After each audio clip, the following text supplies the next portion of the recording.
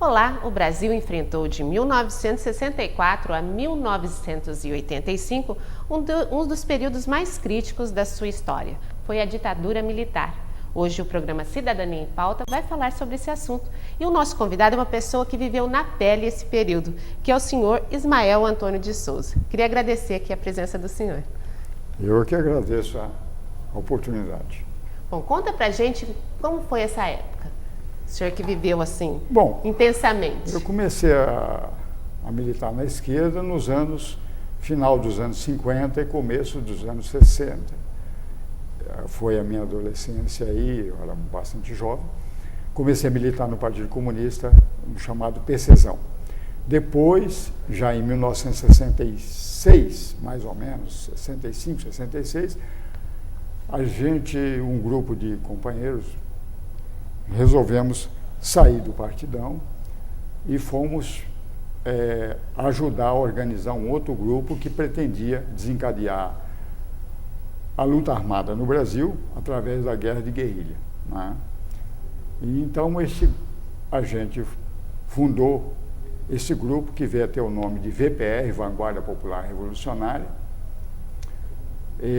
mas a gente sempre trabalhava junto com outra organização muito importante, que era a LN, do Carlos Marighella, que foi um elemento, nesse período, o elemento mais importante. O que levou o senhor a participar? Só para terminar, a questão do Marighella, a ditadura, na época, declarou o Marighella o inimigo número 1. Quem era esse senhor? Conta um pouquinho para a gente entender. Ele foi dirigente do Partido Comunista, ele era do Comitê Central do Partido Comunista, mas também rompeu com o Partido Comunista por estar em desacordo com a linha política do partido. Então ele também fundou a LN e passou a ser o dirigente máximo da LN, não é?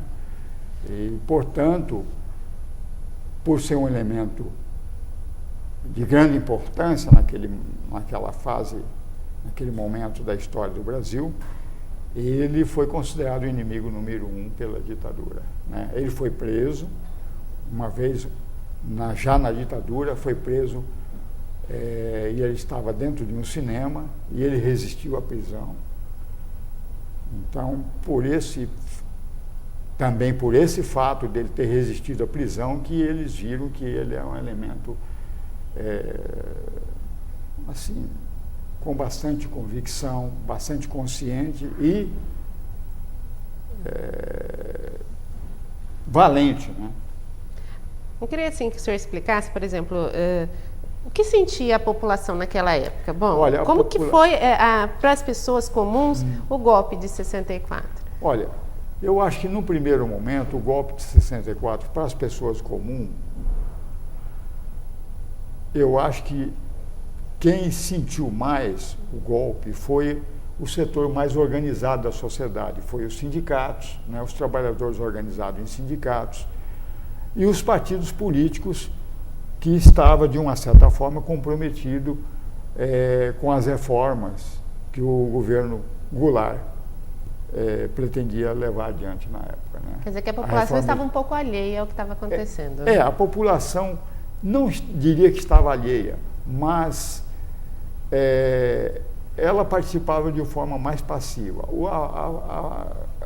A população mais ativa, e os sindicatos na época eram bastante ativos, e claro que todos os trabalhadores com carteira assinada estavam pertencendo às suas categorias profissionais, né? Seja metalúrgico, tecelão, ou alimentação, ou gráfico, né? São sindicatos importantes na época, bancários, né?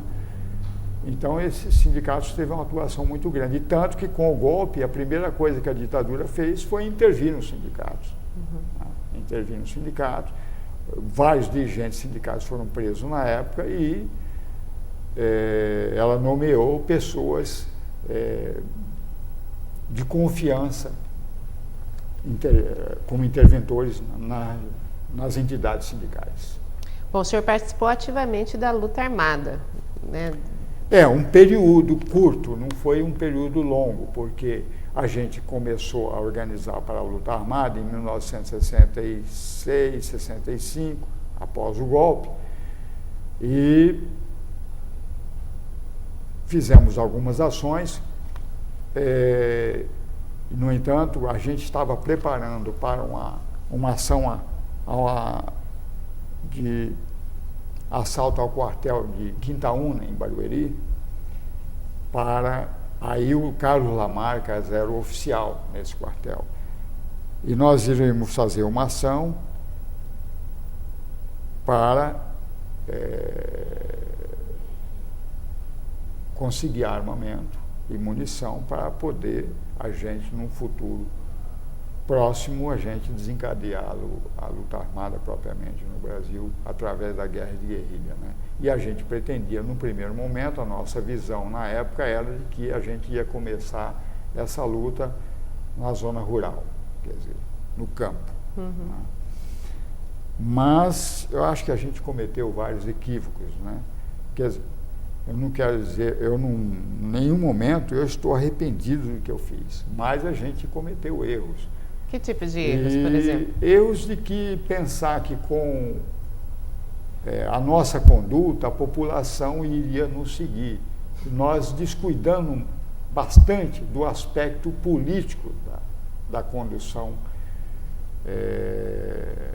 dessa linha política que pretendia desencadear a guerra de guerrilha no Brasil. A gente descuidou muito do aspecto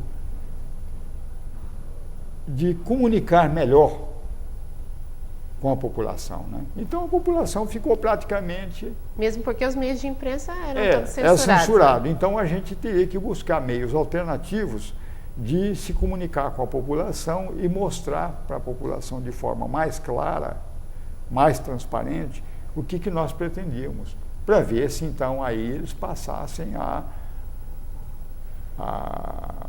nos apoiar e a vir participar também de forma mais ativa. É? Especificamente essa ação, o que aconteceu? O senhor estava me falando. Então nós estávamos preparando uma ação e eu estava justamente preparando um caminhão que nós havíamos comprado, um caminhão com as mesmas características dos caminhões que o Exército usava na época. Então nós estávamos preparando esse caminhão numa chácara em Itapecerica da Serra. Estava eu, Pedro Lobo, Oswaldo Antônio dos Santos e Hermes Camargo Batista. E o Hermes já morreu, já faleceu. Eles eram todos daqui, não? O Hermes e eu era daqui de Araçatuba. O Pedro Lobo não. O Pedro Lobo era de São Paulo, ele era da Polícia Militar, né? Ele era sargento da Polícia Militar. E o Oswaldo era um civil como eu, lá de São Paulo. E nós fomos presos aí e fomos conduzidos para o quartel do Exército lá, da Polícia do Exército no Ibirapuera. Aí é claro que já dos 4 eu fui o primeiro a ser torturado? Colocado num pau de arara, né? Torturado. E ao ponto de a gente sair do pau de arara, eu saí carregado. Eu não podia andar porque você adormece. Você já viu o pau de arara? Não, como que é? O pau de arara, ele nu, claro, sem roupa, eles colocam um pau aqui entre o joelho e os braços, né?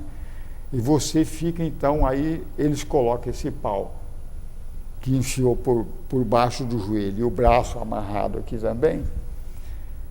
Então fica mais ou menos assim, passa aqui e aí você fica de cabeça para baixo nesse chamado pau de arara, né?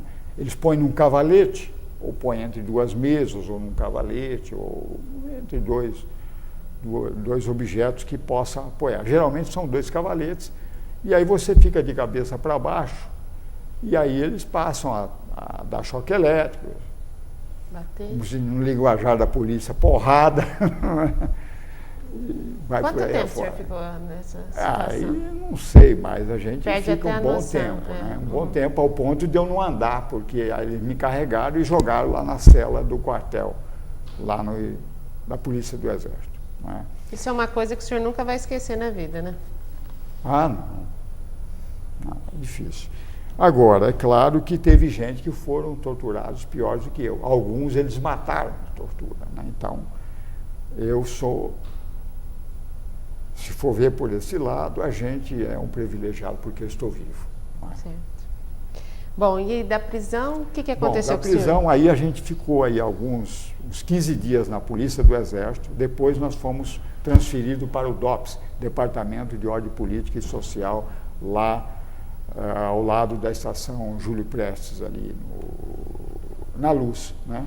Uhum. Ali é um prédio vermelho, não sei se você já teve a oportunidade de passar ali em frente. Sim. Hoje é um centro cultural, né? E também ficou lá uma parte dedicada aos ex-presos políticos, aos perseguidos políticos da época da ditadura.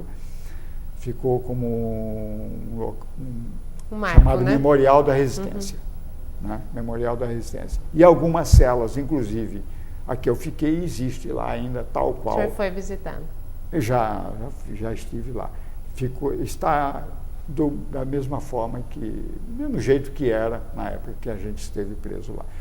Como eu estava dizendo, a gente foi transferido para o DOPS e aí ficamos em várias pessoas numa mesma cela, no DOPS, na cela 3, eu fiquei no DOPS, e ficamos aí incomunicável 5 meses e 9 dias. O que é incomunicável? Ficamos incomunicável porque, na expectativa do Tribunal Militar, decretar a nossa prisão preventiva, porque, de acordo com a Lei de Segurança Nacional que existia na época, a partir do momento em que a Justiça Militar decreta a prisão preventiva, você quebra a incomunicabilidade. Então, você pode receber visita, pelo menos uma vez por semana, dos familiares. Bom, advogado nem podia pensar nessa hora. Não, o advogado tinha. Só que o primeiro advogado que foi indicado pela VPR para nos dar assistência foi preso também. Foi preso ele e a mulher, e foram torturados. Bom. Então, depois veio um segundo advogado, que por sinal era cunhado de um deputado que depois veio a ficar preso junto com a gente, o deputado, na época, Hélio Navarro. O Hélio Navarro ficou preso 1 ano e 7 meses, ele já morreu, ele era de São José do Rio Pardo. E ele foi preso assim que ele desembarcou em Congonhas, em São Paulo, porque ele fez um discurso lá na Câmara de críticas à ditadura, e depois, no dia anterior, ele tinha dado uma entrevista num programa que havia na Rádio Tupi de São Paulo, que era um programa chamado Pinga Fogo. Esse programa era conduzido pelo jornalista conhecido, que até tem uma avenida hoje em São Paulo, o nome dele, que era o Corifeu de Azevedo Marques. O programa chamava Pinga Fogo, e ele fez críticas duras à ditadura aí. E então ele foi para Brasília, participou de uma sessão na Câmara lá também, em que o Márcio Moreira Alves também criticou a ditadura e que provocou o fechamento do Congresso depois, né? E o cerco ao Congresso e o fechamento do Congresso e a prisão do Hélio Navarro também. Esse foi o período mais crítico, vamos dizer. Nós vamos falar sobre isso. Só um minutinho que nós vamos ter que ir para o intervalo, a gente volta já já. Tá bom. Continue ligado.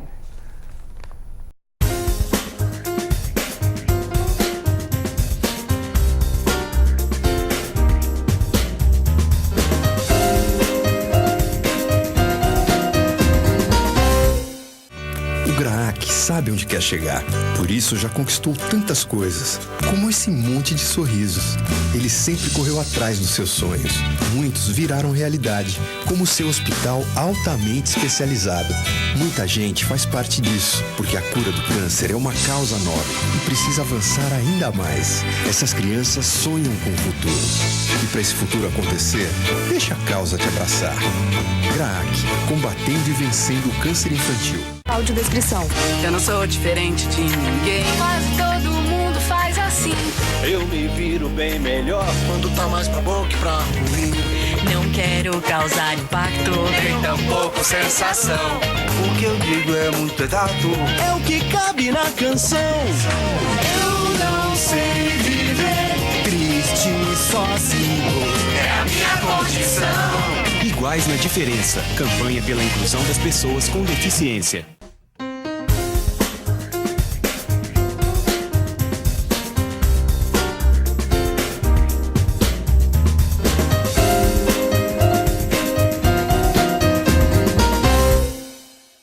Hoje no programa Cidadania em Pauta, estamos falando sobre ditadura militar.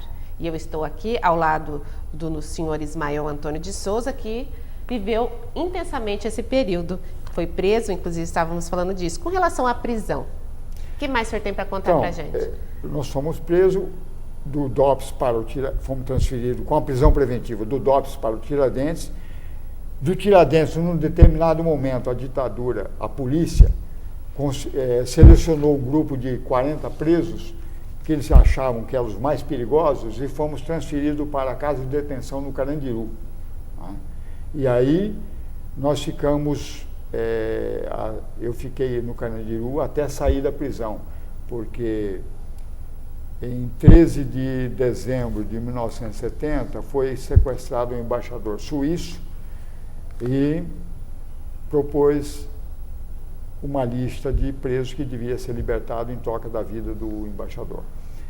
E foram 70 presos, e eu saí entre os 70 presos. Nós fomos transferidos depois para a base aérea do Galeão, no Rio de Janeiro, e dia 13 de dezembro a gente embarcou num avião da Varig, fretado pela ditadura, é claro, e escoltado pela polícia, pelo Exército, pela Polícia Federal, até o Chile, que foi o país que nos deu asilo. O senhor ficou por quanto tempo no Chile? 3 anos e 9 meses, mais ou menos, 10 meses. A gente falou que as pessoas não tinham muita... Fiquei no Chile até o golpe contra o governo do presidente Salvador Allende.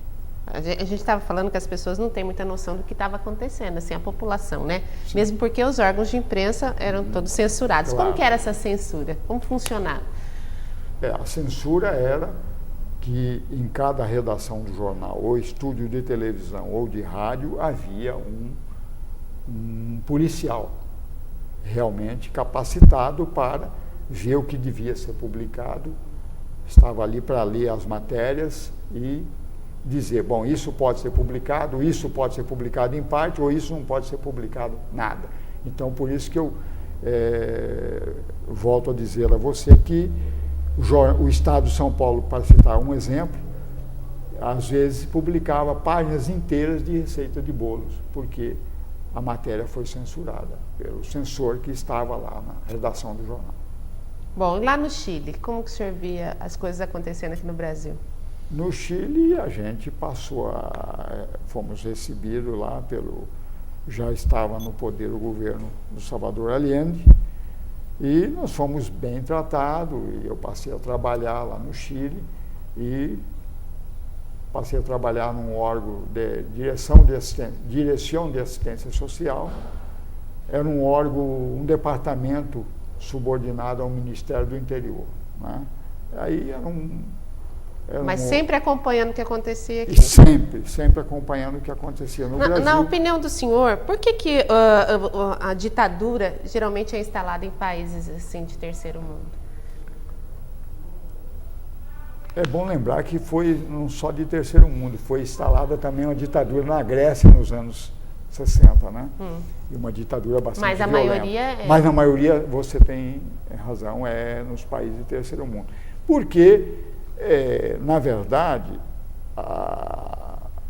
o grande capital interno e externo não quer a melhora de condições de vida do povo, né? Da maioria do povo, da maioria da população, que são os trabalhadores, né? A gente pobre. Então, a gente tinha essa intenção de lutar por um regime que fosse realmente trouxesse maiores condições de vida melhores para a população. Né? Até hoje tem pessoas que concordam, né, com a ditadura, assim, acham que foi um período bom. O que o senhor atribui isso? Não, é que teve gente que realmente que beneficiou com a ditadura, né? Ganhou dinheiro com a ditadura, ficou rico na época da ditadura, né? Que é chamada a época do milagre, né? Econômico. Então, claro, a ditadura procurou satisfazer esse setor da população e quem se enriqueceu com a ditadura, claro que... Eu ouvi muita gente, quando eu voltei ao Brasil do exílio, eu ouvi muita gente falando que foi bom, que teve uma época boa, porque teve gente que conseguiu construir sua própria casa, e não era uma casinha, eram verdadeiras mansões, né? Então, realmente... Para quem foi interessante a ditadura? Eu acho que para a classe média alta. Países de fora também ajudaram a instaurar a principalmente ditadura. os Estados Unidos, né? Ajudou a implantar a ditadura porque existia, o mundo estava dividido em dois blocos, né? O chamado bloco socialista e o bloco capitalista, e na área militar haveria o Pacto de Varsóvia, que era do lado dos países socialistas, e a OTAN, que era o Tratado do Atlântico Norte militar, dos países capitalistas, Estados Unidos e Europa Ocidental. Na luta de vocês, você sentiu essa pressão também internacional? Claro, sentia. O povo, ela não tinha a gente, por isso que a gente pretendia lutar por melhores condições de vida do povo, né? Talvez aí até chegar num futuro não a curto prazo, mas a médio e longo prazo, num regime socialista, né? Onde houvesse maior igualdade e fosse, pelo menos, bastante atenuada essas diferenças que há, né, sociais. Na sua opinião, como que o governo militar conseguiu ficar tanto tempo no poder? Porque, na verdade, ele esmagou toda a resistência que houve, né? Nós perdemos a batalha. A oposição à ditadura, seja ela armada ou não, perdeu a batalha naquele momento e ela, por isso, ficou bastante tempo. E o povo, com a censura nos meios de comunicação, então o povo ficou praticamente alheio ao que se passava, né? Mesmo com o fim do Congresso, as pessoas não se atentaram a isso? Não tinha. E depois outras, qualquer manifestação, você podia ser preso e enquadrada na Lei de Segurança Nacional. As pessoas tinham medo. Tinham medo. E com razão. O senhor sofreu isso, sabe, né? Bom, e hoje algumas famílias foram indenizadas, né, de pessoas que sofreram a tortura, morreram. Algumas pessoas criticaram essa atitude. O que o senhor tem a dizer? Eu já ouvi sobre isso? críticas a essa atitude. Bom, eu tenho uma opinião, não estou defendendo em causa própria. Por exemplo, na época do Fernando Collor, houve uma crítica do próprio Fernando Collor e do grupo que apoiava o Fernando Collor, dizendo que era um absurdo a quarta geração ou a quinta geração do Tiradentes ainda receber uma indenização permanente. Eu sou favorável. Por quê? De que a família do Tiradentes, os descendentes, continue recebendo uma indenização. Que problema econômico vai trazer ao país a indenização à família, aos descendentes de Tiradentes, que é um herói nacional na nossa história? E nós não temos muitos. As pessoas pouco conhecem os heróis nacionais de verdade. Eu, na época, eu sou favorável de que a família do Tiradentes continue recebendo uma indenização do Estado. Né? Hoje é possível conhecer a história dessa época da ditadura? É possível? Eu acho que já tem bastante coisas publicadas já e está saindo mais. Né? Então já é possível ter um conhecimento melhor da ditadura. Existe um arquivo assim das pessoas que desapareceram, que morreram? Existe o arquivo do DOPS. Hoje esse material está aberto? Está aberto a consulta, tanto no DOPS como da ABIN em Brasília, né? O arquivo da Agência Nacional de Inteligência que havia e que há ainda no Brasil, né? Aqui em Araçatuba, o movimento era intenso com relação à política Olha, nessa época? proporcionalmente era. Antes da ditadura havia um movimento social bastante latente, proporcionalmente, eu digo, ao tamanho da cidade, à população da época, né? Era bastante latente. Havia o Partido Comunista, tinha as suas células organizadas aqui, e depois também veio outros grupos, né? O Brizola, na época, desencadeou um movimento, o deputado, na época ele era deputado federal, Leonel Brizola, que depois veio ser governador do Rio de Janeiro. O Leonel Brizola desencadeou um movimento para a gente organizar um movimento que ele denominou o Grupo dos 11, né? E eu fundei em Araçatuba 4 grupos de 11, né?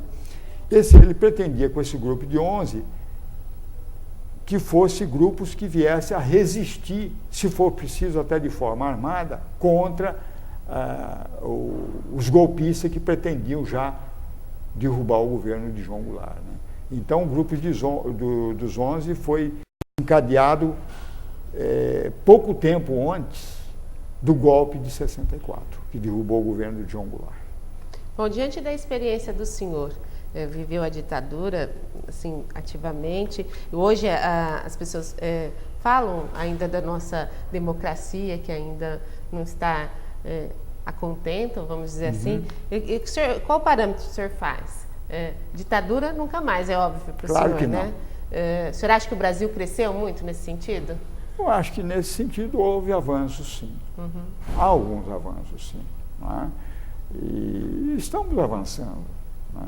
Há melhores condições, mais liberdade, melhores condições de vida do povo. É claro que ainda eu acho que há muito a fazer mesmo. Nós estamos muito aquém do que deveríamos estar. Eu acho que as coisas vão se dar. Porque eu acho que falta ainda muita vontade política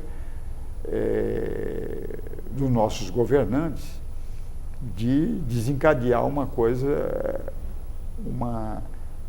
uma iniciativa capaz de eliminar essa pobreza que nós temos.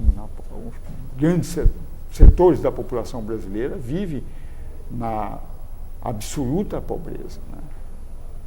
E essa alienação também é perigosa, né? A alienação também é perigosa. Mas